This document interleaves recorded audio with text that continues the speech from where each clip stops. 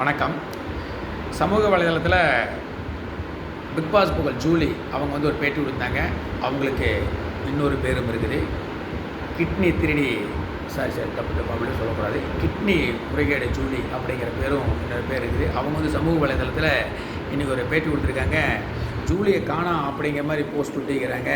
Julie நீங்கள் எங்கும் தொலைவ வேணாம், ஜூலி இங்கே தான் இருக்கேன் அப்படிங்கிற பேட்டி கொடுத்தாங்க. ஜூலி அவர்களே, நீங்கள் வந்து உங்களை தேடி வந்து தொலைவி பிடிக்கிற அளவுக்கு நீங்கள் ஒன்றும் அவ்வளோ பெரிய அப்பாட்டகரெல்லாம் கிடையாது. திமுக ஆட்சி இருந்தது. அப்புறம் அந்த சம்மந்தப்பட்ட மருத்துவமனை உங்களுக்கு முழுசாக சப்போர்ட் இருந்து, அதனால் நீங்கள் தப்பிச்சுட்டு இருந்தீங்க. நீங்கள் இதுவும் பேசுவீங்க, இதுக்கு மேலேயும் பேசுவீங்க. இந்த அம்மணி வந்து இன்னொன்று வார்த்தையும் யூஸ் பண்ணியிருக்காங்க. அதாவது இந்த அம்மனிக்கு வந்து செஞ்ச தப்பை மறைக்கிறதுக்கு இந்த தம்மியோட தப்புக்கு ஆதரவாக ஒரு ஆள் வேணும் இல்லையா, ஒரு கூட்டமே இல்லையா, அதுக்காக வந்து திமுகவையும் உள்ளே இழுத்துட்டாங்க. அந்த அம்மனி சொல்லிக்கிறது, திமுக வந்து இதனால ஆளுங்கட்சியாக இருந்ததை விட எதிர்கட்சியாக இருந்த நாட்கள் தான் அதிகம். ஆளுங்கட்சியாக இருக்கும்போது இருந்த செயல்பாட்டை விட எதிர்கட்சியாக இருக்கும்போது இந்த செயல்பாடு அதிகம். இனிமேல் தான் எதிர்கட்சியாக உள்ளே போய் நடத்தக்கூடிய சம்பவமே வேறு லெவலில் இருக்கும் அப்படிங்கிற மாதிரியெல்லாம் திமுகவை புகழ்ந்து பேசியிருந்தாங்க. அந்த புகழ்ச்சியை வந்து இந்த அம்மனி தப்பிக்கிறதுக்காக தான் பேசியிருக்காங்க அப்படின்னு நம்ம பார்க்குறோம்.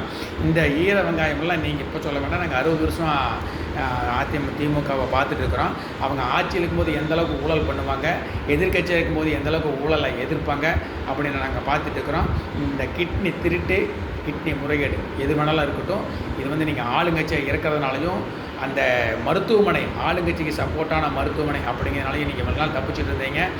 இனிமேல் வந்து இந்த வழக்கில் நீங்கள் தப்பிக்க முடியாது. மனித உறுப்புகள் திருட்டு இல்லை முறைகேடு இதையை கவனிக்கிறதுக்கு ஒரு தனி ஆணையம் இருக்குது. அவங்க வந்து உங்கள் மேலே இனி நடவடிக்கை எடுப்பாங்க.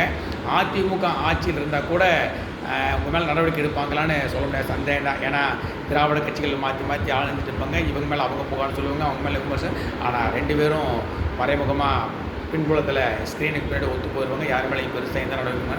புதுசாக இப்போ டிவிகே அப்படிங்கிற ஒரு கட்சி ஆட்சிக்கு வந்துருக்குது. அவங்களுடைய நிலைப்பாடும் பெருசாக ஆட்சி அதிகாரத்தில் தப்புந்தவங்களுக்கு எந்தளவுக்கு தண்டனை கொடுப்பாங்க அப்படின்னு எனக்கு தெரியல. உண்மையாகவே அவங்க வந்து குற்றவாளிகளை கடுமையாக தண்டித்து குற்றவாளி மேலே கடுமையான நடவடிக்கை எடுப்பாங்க அப்படிங்கிற நிலைப்பாட்டில் டிவிகே இருந்ததுன்னா கண்டிப்பாக ஜூலி நீங்கள் வந்து கிட்னி எதிர்த்து இருந்தாலும் சரி, கிட்னி முருகன் நீங்கள் உள்ளே போகிறது உறுதி. ஆனால் என்னென்னா இந்த 5 வருஷமாக திமுக ஆட்சியில் வந்து எத்தனையோ குற்ற சம்பவங்கள், பெண்களுக்கு எதிரான குற்ற சம்பவங்கள் வந்து பாலியல் பலாத்காரம் நடந்திருக்குது. சிறுமிகள் வந்து பாலியல் பலாத்காரம் பண்ணது மட்டும் இல்லாமல் பலாத்காரம் கொலையை கூட பண்ணிங்க, அந்த மாதிரி நடந்திருக்குது. அன்றைக்கெல்லாம் சமூக போராளி, சமூக நீதி பேசுகிறவன், பெண்ணிங்க பேசுகிறவன், அவங்களாம் எங்கே போனாங்க, எங்கே இருந்தாங்க தெரியல. மகளிர் ஆணையம் கூட வாயிலிருந்து பேசுனதை பார்க்கலாம், அவங்க எங்கே இருந்தாங்கன்னே தெரியல. இனி திமுக ஆட்சி முடிஞ்சு டிவிகே ஆட்சி வந்து எப்பவுமே அதிமுக ஆட்சி வந்தால் இவனுங்களாம் கிளம்பி வந்துடுவாங்க. இப்போ டிவிகே ஆட்சி வந்திருக்கு. இனிமேலும் உனக்கு அதை தான் செய்வாங்க. சந்திர பொந்தில் முழுக்கல அங்கே இங்கே எல்லாம் ஒளிஞ்சிருக்கிறவன், இந்த கோவன் மாதிரி ஆளுகள்லாம் வந்து சமூக நீதி பேசுகிறவங்க, சமூக போராளி பேசுகிறவன், பெண்ணையும் பேசுகிறவன், மகளிர் ஆணையம், இவங்க பூரா வரிசையாக இனி வெளியே வருவாங்க. உங்கள் மேலே, அதாவது ஜூலி மேலே ஏதாவது நடவடிக்கை அரசாங்கம் எடுத்தால் அந்த ஒரு பெண், அப்பாவி பெண், அந்த பெண்ணு மேலே வந்து தேவையில்லாமல் குற்றம் சுமத்துறாங்க, அந்த பெண்ணை கைது பண்ணுறாங்க அப்படின்னு ஆர்ப்பாட்டம் போராட்டம் பண்ணிட்டு உனக்கு வெளியே வருவானுங்க.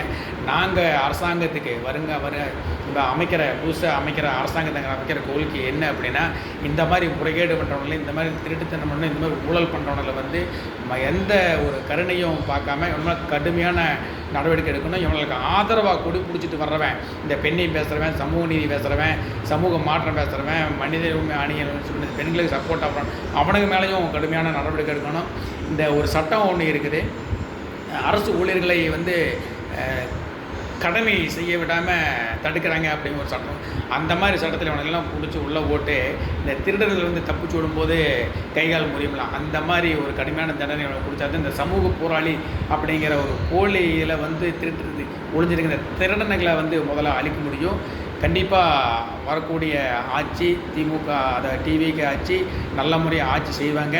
ஊழலுக்கு எதிரான ஆட்சி செய்வாங்க. தப்பு செஞ்சவனுக்கு மேலே கடுமையான தண்டனை எடுப்பாங்க அப்படிங்கிற நம்பிக்கையோடு மக்கள் இருக்கிறாங்க. அதை நாங்கள் எதிர்பார்க்குறாங்க. மக்களுடைய எதிர்பார்ப்பை அவங்க பூர்த்தி செய்வாங்களா, செய்ய மாட்டாங்களா அப்படின்னு வருங்காலத்தில் போகத்தான் நம்ம சொல்ல முடியும். நாங்கள் சொல்கிறது ரொம்ப கொடூரமான செயல்கள் செய்கிறது. இந்த கிட்னி திருட்டு அப்படிங்கிற ஒரு பிரச்சனையில் வந்து அந்த மருத்துவமனை மேலே கூட பெருசாக நடவடிக்கை எடுக்கலை அப்படிங்கிறத விட அந்த கிட்னி திருட்டுலையோ கிட்னி முறிவுலையோ ஈடுபட்ட அந்த மருத்துவமனை நிர்வாகிக்கே வந்து எம்எல்ஏ சீட்டு கொடுத்து அழகு பார்த்த கட்சி தான் திமுக கட்சி. எப்படி திமுக கட்சியை மக்கள் ஓரம் கட்டிட்டாங்க.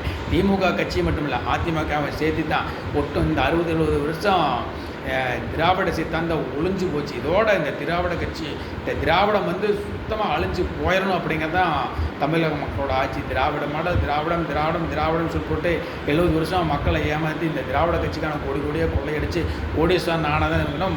தமிழ்நாட்டில் இருக்கிற மக்கள் ஏழையத்தான் இருக்கான், பச்சையாத்தான் இருக்கிறான், உழைச்சிட்டா தான் இருக்கான். தமிழ்நாட்டில் இருக்கிற மக்களுக்கு எந்த முன்னேற்றத்தையும் இந்த திராவிட கட்சி கொடுக்கல. திராவிட கட்சி ஒழிஞ்சதில் வந்து டிவிக்கு மேலே நமக்கு கொள்கை ரீதியான வேறுபாடு இருந்தாலும் இந்த திராவிட கட்சியில் ஒழிச்சிட்டாரு அப்படிங்கிறது வந்து மிகப்பெரிய சந்தோஷம். இந்த குற்றவாளிகள் மேலேயும் ஊழல் செய்கிறவங்க மேலேயும் இந்த மாதிரி திருட்டு முறைகேடு செய்கிறவங்க மேலேயும் கடுமையான தண்டனை வர்ற அரசு எடுக்கணும் அப்படிங்கிறத ஒட்டுமொத்த தமிழர்களுடைய வேண்டுகோள். இதைய திமுக தலைவர் விஜய் சிறப்பாக செய்வார் அப்படின்னு சொல்லி போட்டு மக்கள் எதிர்பார்க்குறோம். நன்றி. ஜெயஹிந்த்.